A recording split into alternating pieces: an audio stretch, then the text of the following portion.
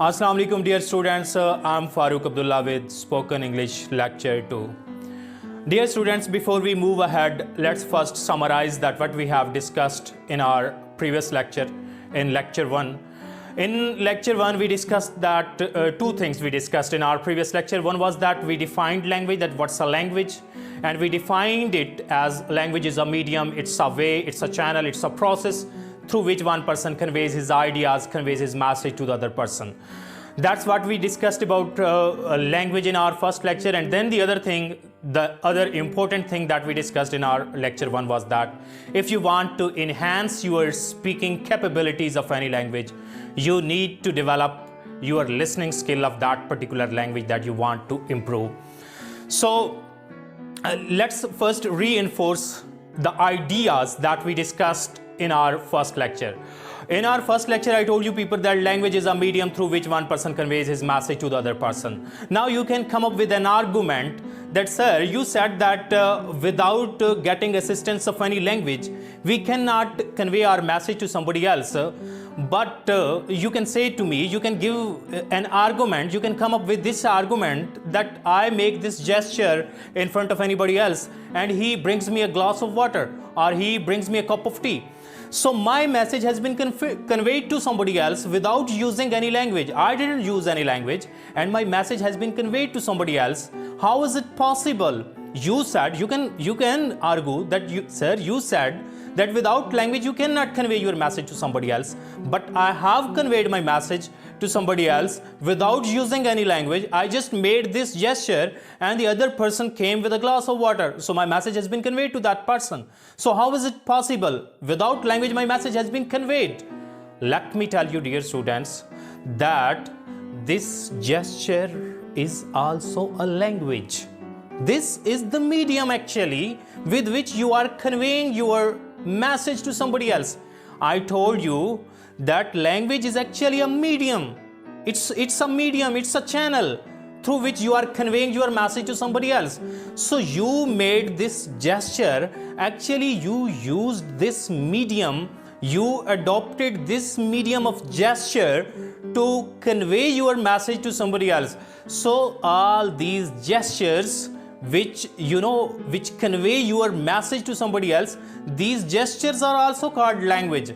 You might have heard a word body language, that his body language shows this thing, his body language tells this thing. So what is that body language? That your body is also speaking a language, because with your physical conduct, with your physical gestures of the body, you are conveying something to somebody else. Your body is also speaking a language. So that language is called body language. One thing. The second thing that we discussed was that if you want to improve your speaking skill, you need to develop your listening skill. Let me reinforce this idea as well, that listening is the most indispensable part of speaking any language. You cannot, you cannot improve any language, you cannot improve the speaking skill of any language without having a capacity, without having capability of listening to that language. Let me give you an example that in our homes, the kids about 2 years or 3 years, they speak their mother tongue fluently. Like in Pakistan, the kids of about 2 or 3, they speak Saraiki fluently, they speak Urdu fluently, they speak Punjabi or Pashto fluently. They are just 2 years old or 3 years old. So you must tell me that whether can they speak, can they write Saraiki, can they read Saraiki, or can they read Punjabi, can they write Punjabi? But even then they are speaking Punjabi so fluently. So what is the reason? The reason is that they are exposed to listening to that particular language, that's their mother tongue, whether it's Punjabi, Saraiki, Urdu or any language of the world. So they are exposed to listening of that particular language. So that's why they developed that capacity and capability of speaking that language. And modern research shows that the people that we encounter in our everyday life, that whom we call that they are dumb. So modern research says that they are not dumb at all. What I'm saying? I'm saying that they are not dumb at all. In fact, they are deaf. They haven't heard any language in their life. That's why they cannot speak any language. Reason is that they are not dumb. This is what modern research says, that they are not dumb actually. They are deaf because they haven't heard any language in their entire life. That's why they cannot speak any language. They can produce voice. They can generate voice like this. They can generate sound, but they cannot give structure to their sound. They cannot give any formation of words to their sound. Reason is that they haven't heard any language. They haven't heard any sound in their lives. For example, if you desert any child, if you isolate any child in a desert or in a forest, and you keep that child there in the forest or there in the desert for 5 years, for 7 years, and then you bring that child, you bring that baby back in this natural world, that baby won't be able to speak any language. He will be just like dumb. He will be acting just like dumb people who act in front of you people. So that baby, that child will be dumb because that child or that baby has not heard any language.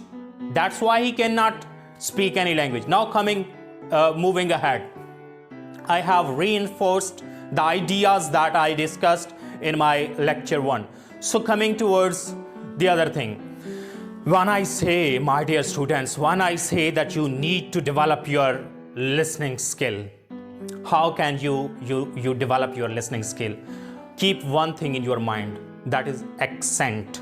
What is accent? Accent, in simple words, I will say that accent is the way in which a language is spoken. Like there is a particular word of Urdu for this accent, leja. So try to listen English from those people whose accent you can understand. This is a very important thing that I am going to tell you. That always try to listen English from the people whose accent you can understand. Don't listen English from those people whose accent you cannot understand. Because when you cannot understand the accent of the person, you are not doing listening. Because that listening is of no use if you are not understanding that language. The first thing, the very important thing, first and foremost thing for you is to listen from those people whose accent you can understand. For example, the accent of the people here in India. When I say India, it means Pakistan, India, Bangladesh. So you can easily understand the accent of these people.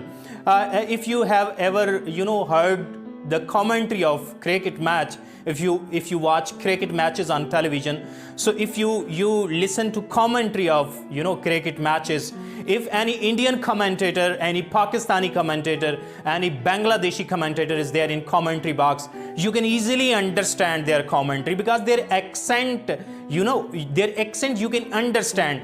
But if Shane Warne or any other commentator like Ayan Bishop is there in the commentary box, Nazir Hussain is there in commentary box, it's hard and tough job for you to understand their accent. So I always suggest my students, some of the teachers suggest the students to watch English movies if they want to improve their listening skills.